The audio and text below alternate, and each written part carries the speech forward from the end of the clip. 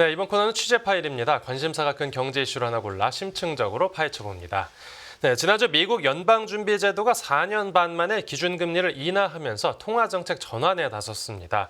그 이후 세계 금융시장 분위기 국제경제부 이윤구 기자가 정리해드립니다. 네, 어서 오십시오. 네, 안녕하세요.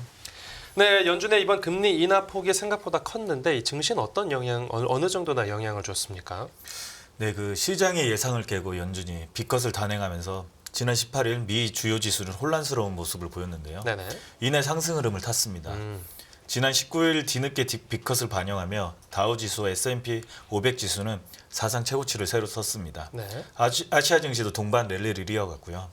다만 지난 20일 금요일 날 이른바 세마녀의 날을 맞이하면서 증시는 좀 대체로 조심스러운 분위기를 나타냈습니다. 네. 간밤에도 미국 그 경제지표 부진 탓으로 이틀째 방향성을 찾지 못하고 좁게 등락하는 모습을 보였고요. 네네. 미 국채 가격은 그 B컷 단행 이후에 연준 주요 인사들의 향후 금리 인하 전망에 대한 발언으로 변동성을 나타냈습니다. 비둘기파인 오스틴 글스비 시카고 연은 총재는 경제 연착륙을 위해 더 많은 금리 인하가 내년에 또 필요하다고 강조했는데 네네. 매파인 닐 카시가리 미니애폴리스의 연은 총재는 금리 인하 속도가 느려질 수 있다는 점을 시사했습니다. 주식이나 채권이나 뭔가 뚜렷한 방향성을 보이진 않고 있네요. 네, 지금 방향성을 찾고 있는 중입니다. 네. 그런데 이번 회의 전부터 이 공화당 후보인 트럼프 전 대통령이 연준을 향해서 이 대선 전에 금리 인하를 하지 말라고 경고하지 않았었습니까? 그렇죠. 트럼프 전 대통령은 그동안 11월 대선 전 금리 인하와 관련해서는 해서는 안 되는 일이라며 아주 강하게 부정적인 입장을 계속 내비쳤습니다. 네네. 이유는 이제 경제 활성에 힘을 실어주는 금리 인하가 여당인 민주당이 대선 후보 카멀라 해리스 부통령에게 유리하게 작용할 수 있기 때문인데요. 네. 하지만 또 최근 인터뷰에서 트럼프 전 대통령은 25pp 인하였다면 올바른 선택이었을 수 있는데 B컷이라는 이례적인 선택은 정치적인 목적 때문이라고 또 날을 세웠습니다. 네. 이는 다음 FOMC가 대선일인 11월 5일 직후인 11월 7일에 있는 만큼 사실상 이번이 마지막 통화정책 결정 회의이다 보니 예민하게 받아들인 것 같습니다. 네. 그 과거 사례를 살펴보면 사실 대선 전 10주 이내에 연준이 금리 인하를 시작한 것은 1976년과 1984년 두 번뿐이긴 했습니다. 그럼 진짜 트럼프 후보 주장들은 뭐 정치적인 거였을까요? 그렇진 않죠, 사실. 그 제롬 파월 연준 의장은 이 정치 요인이 금리 결정에 영향을 주지 않는다며 철저히 데이터를 기반으로 판단하고 있다는 중립적인 입장을 아주 강하게 견지해오고 있습니다. 예. 그리고 하지만 이제 민주당은 이번 금리 인하가 바이든 정부의 그 경제 성과에 대해 계속 공격하는 트럼프 전 대통령을 막는 데 도움이 될 것으로 좀 기대하고 있고요. 네네. 바이든 정부가 이제 인플레이션에서 승리했다는 인상을 심어줄 수 있어 해리스 부통령이 수혜를 볼 수 있기 때문입니다. 민주당 속내가 그렇다라고 하면 뭐 트럼프 쪽에서는 정치적이라고 우길만 합니다. 그렇죠. 당연히 반발을 할 수밖에 없죠. 네. 근데 이런 상황에서도 연준은 결국 꿋꿋이 B컷을 결정한 건데 이제 연준이 이제 앞으로는 뭐 어떻게 한다는 계획입니까? 예. 이 연준이 보면은 네. 이제 B컷을 단행한 연준이 이제 향후 인하는 서두르지 않겠다고 하면서 네네. 금리 인하 속도하고 규모가 이제 시장의 관심을 끌고 있는데요. 네네. 파월 의장은 이번 B컷의 이유에 대해 심각한 경기 둔화보다 노동시장 지지를 위한 것이라고 설명했습니다.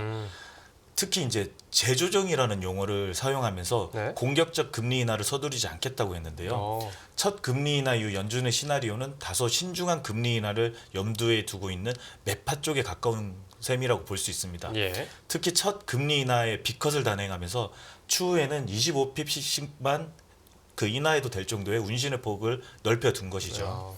그래서 이제 침체나 사실 위기 징후가 없는 상황에서 연준이 이렇게 B컷으로 금리 인하 사이클을 시작한 것은 처음입니다. 네네. 실제로 올해 2분기 미국 그 GDP는 전기 대비 연율 기준으로 3% 증가했고 8월 실업률도 4.2%를 기록해 7월보다 낮아졌습니다. 네. 파월은 인플레이션 위험이 줄었다는 자신감을 가지고 경제를 연착륙시키기 위해 B컷을 단행한 것으로 보입니다. 속도 조절은 하겠지만 이제 앞으로 계속 인하를 하기는 할 거다 뭐 이런 건데 예. 혹시 물가가 다시 튀어오를 뭐 가능성도 있지 않겠습니까? 또 이제 그런 우려를 하는 전문가들도 있습니다. 네. 이게 미국 경제 데이터는 노동시장의 견조함을 여전히 드러내고 있어 다시 인플레이션을 촉발할 수 있다는 주장도 제기되고 있는 건데요. 네. 실제로 이제 미국의 경제 성장률을 실시간으로 추정하는 애틀랜타 연방준비은행의 GDP Now 모델은 3분기 성장률을 전기 대비 3.0으로 제시했습니다. 네. 그리고 9월 주간 신규 실업수당 청구 건수가 감소한 상황에서 7월과 8월 주춤했던 일자리 증가율이 9월에는 급격히 상승할 가능성도 배제할 수가 없습니다. 네, 그러니까 경기 또 우려가 커지면 이건 또 이제 금리 인하의 어떤 재료가 될 수 있는 거고요. 이제 연말까지는 FOMC 회의가 한 2번 더 남았는데 이제 시장에서는 지금 금리 결정이 어떻게 나올 걸로 생각하고 있습니까? 일단 이제 시장에서는 연내 75pp 인하를 점치는 등 연준 전망보다 금리가 더 공격적으로 내릴 것으로 기대하고 있습니다.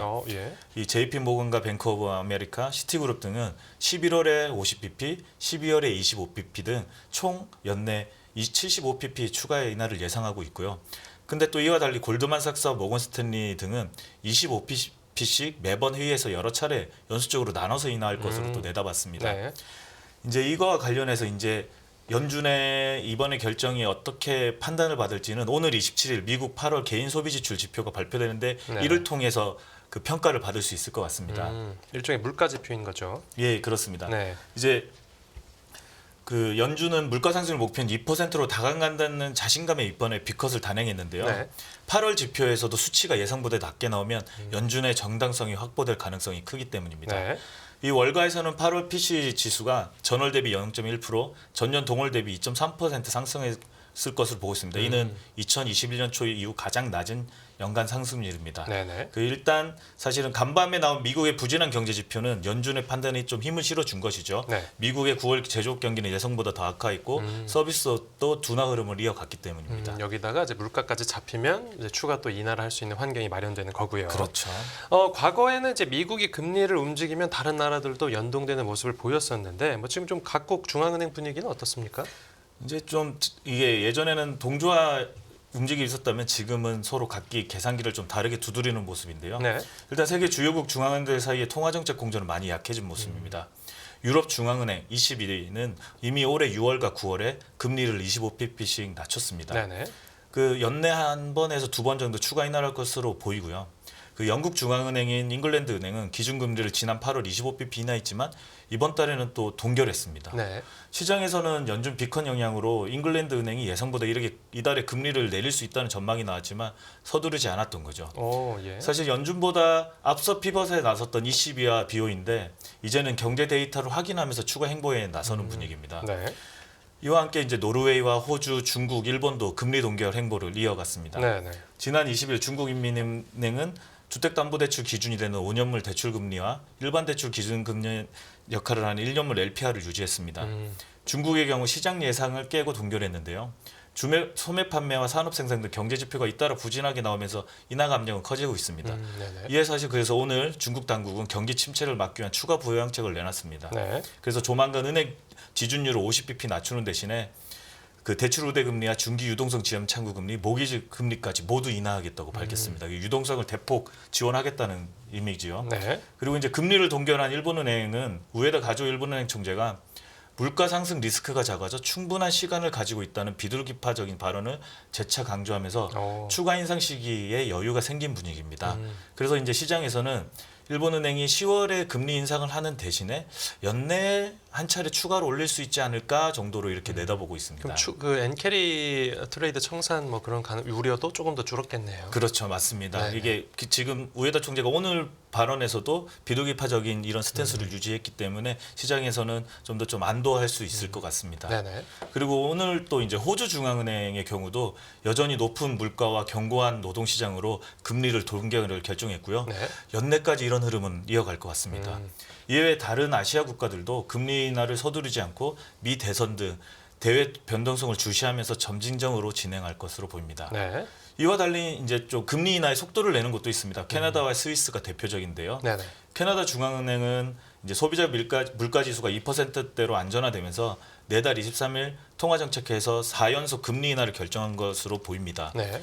캐나다 중앙은행은 지난 6월부터 3차례 연속 금리 인하를 단행했습니다. 스위스 중앙은행도 그 연준 비컨 영향으로 오늘 26일 50bp 인하 가능성도 있습니다. 예. 결국 세계 중앙은행들은 연준의 비컷과는 별개로 각 나라의 경제 상황에 맞게 통화 정책을 결정하는 결정하는 데 거리를 두는 모양새입니다. 네, 또 중동처럼 이제 달러하고 좀 통화가 연동이 되는 그런 나라들도 이제 금리를 인하하는 모습을 보였고요. 네. 국내에서는 이제 당장 다음 달에 있을 그 한국은행 금융통화위원회 회의를 주시하고 있을 텐데 이 한국은행의 경우에 좀 어떤 결정이 나올 걸로 예상되고 있습니까?